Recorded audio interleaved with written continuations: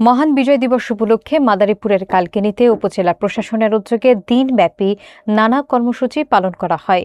ভোরে শহীদদের বেদিতে পুষ্পস্তবক অর্পণের মাধ্যমে শুরু হয় দিবসের আনুষ্ঠানিকতা। পরে কুচকাওয়াজ, স্কাউট প্রদর্শনী, বিজয়ের ভাষণ এবং মুক্তিযোদ্ধাদের সংবর্ধনার আয়োজন করা হয়। অনুষ্ঠানে প্রধান অতিথি এবং বিশেষ অতিথি সহ রাজনৈতিক, প্রশাসনিক ও সাংবাদিক মহলের উপস্থিতি ছিল উল্লেখযোগ্য। বিস্তারিত দেখুন আশরাফুর রহমান হাকিমের প্রতিবেদনে।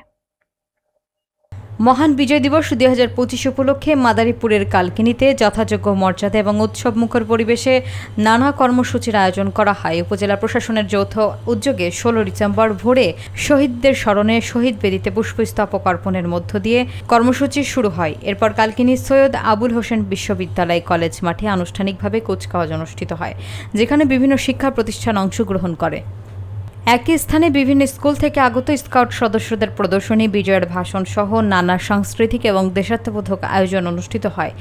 উপজেলা প্রশাসনের উদ্যোগে কলেজ হলরুমে মুক্তিযোদ্ধাদের সংবর্ধনা প্রদান করা হয়। অনুষ্ঠানে প্রধান অতিথি হিসেবে উপস্থিত ছিলেন উপজেলা নির্বাহী কর্মকর্তা সাইফুল আরফিন।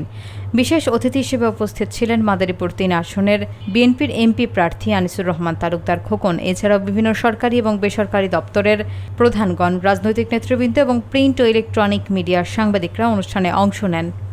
দিবস উপলক্ষে কালকিনিতে সর্বস্তরের মানুষের অংশগ্রহণে বিজয়ের আনন্দ এবং গৌরবময় ইতিহাস নতুন প্রজন্মের কাছে তুলে ধরার প্রত্যাশা ব্যক্ত করা হয়।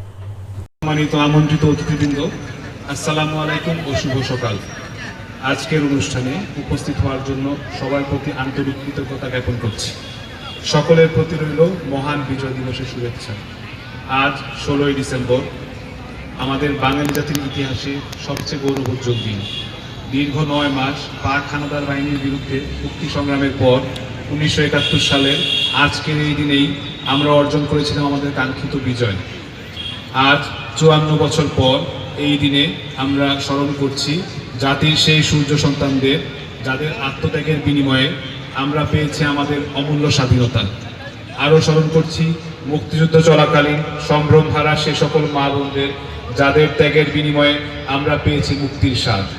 সেই সাথে যে সকল বীর মুক্তিযোদ্ধা, যাদের অনেকে আজকে আমাদের সাথে এই অনুষ্ঠানে উপস্থিত হয়েছেন, যাদের কঠিন সাহসিকতা আমাদের বিজয়কে ত্বরান্বিত করেছিল, তাদের প্রতিও আমাদের সশ্রদ্ধ কৃতজ্ঞতা। বীর মুক্তিযোদ্ধারা আমাদের স্বাধীনতা এবং সার্বভৌমত্ব উপহার দিয়েছেন। এই দেশকে এখন সমৃদ্ধ করার দায়িত্ব আমাদের সকলের। আসুন আজ আমরা উপস্থিত সরকারি কর্মচারী, রাজনৈতিক ব্যক্তিবর্গ, ছাত্র, শিক্ষক, মিডিয়া ব্যক্তিত্ব সহ সর্বস্তরের নাগরিকবৃন্দ এই আত্মপ্রত্যয়ে বলীয়ান হই, যেন আমরা আগামী প্রজন্মের জন্য এক সুখী এবং সমৃদ্ধিশালী বাংলাদেশ গড়ে তুলতে পারি। আজকের দিনের বাকি আনুষ্ঠানিকতায় আপনাদের সদয় উপস্থিতি কামনা করে আমার বক্তব্য এখানেই শেষ করছি। সবাইকে ধন্যবাদ।